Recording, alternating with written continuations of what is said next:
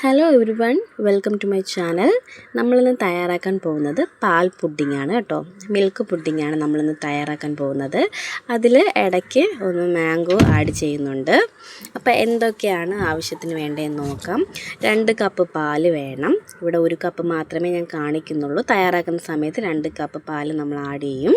പിന്നെ 1 കപ്പ് പഞ്ചസാര, നിങ്ങളുടെ മധുരത്തിന് ആവശ്യത്തിനുള്ള പഞ്ചസാര എടുക്കുക.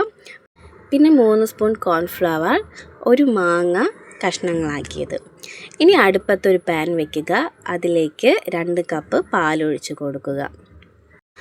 ഇതിൽ പ്രത്യേകം ശ്രദ്ധിക്കേണ്ടത്, ഈ പുഡിംഗ് തയ്യാറാക്കി തീരുന്നത് വരെ തീ കുറച്ച് വയ്ക്കാൻ ശ്രദ്ധിക്കണേ.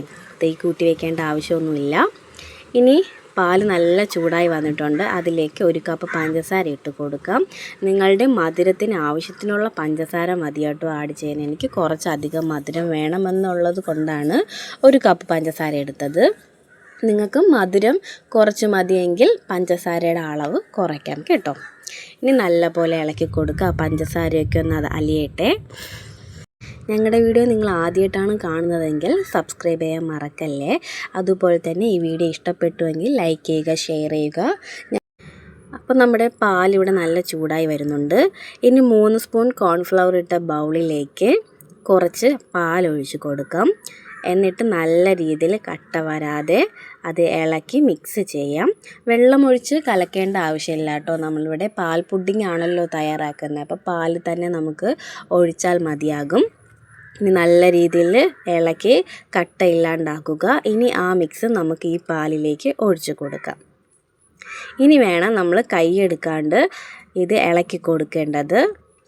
തീയൊന്നും കൂട്ടി വെക്കല്ലെങ്കിൽ കരിഞ്ഞു പോകാനുള്ള സാധ്യത വളരെ കൂടുതലാണ്.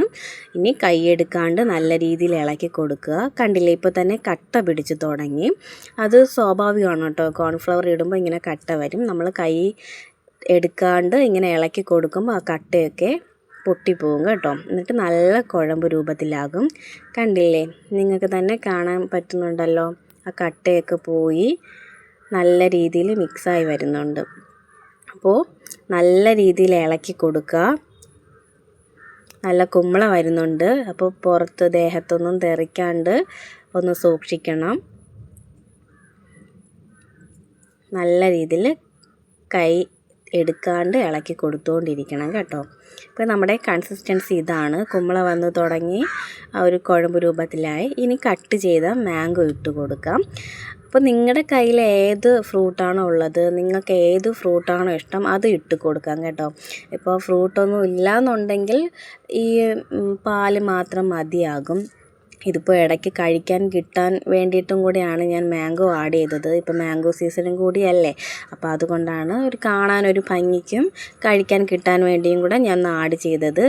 മാംഗോ ഇല്ലാത്തവർ വിഷമിക്കേണ്ട. ഇത് ഫ്രൂട്ട്സ് ഒന്നും ആഡ് ചെയ്യാണ്ട് നമുക്ക് തയ്യാറാക്കാം. അല്ലാന്നുണ്ടെങ്കിൽ വേറെ ഫ്രൂട്ട്സും നിങ്ങൾക്ക് ആഡ് ചെയ്യാം. അപ്പോൾ ഇവിടെ ഒരുപാട് തണുക്കൊന്നും വേണ്ട. അതിന് മുന്നേ നമുക്ക് ഒരു ബൗളിലേക്ക് മാറ്റി കൊടുക്കാം. ഇപ്പോൾ ഞാനിവിടെ ഒരു പാത്രം നിറയെ കിട്ടി. അതിൻ്റെ മുകളിൽ നല്ല സ്മൂത്താക്കി കൊടുത്തിട്ടുണ്ട്. കണ്ടില്ലേ, ഇത്രയേ ഉള്ളൂ പരിപാടി. ഇനി നമുക്ക് നല്ല രീതിയിൽ തണുക്കണം. ചൂടോടെയൊന്നും എടുത്ത് ഫ്രിഡ്ജിലൊന്നും വെക്കല്ലേ ആരും.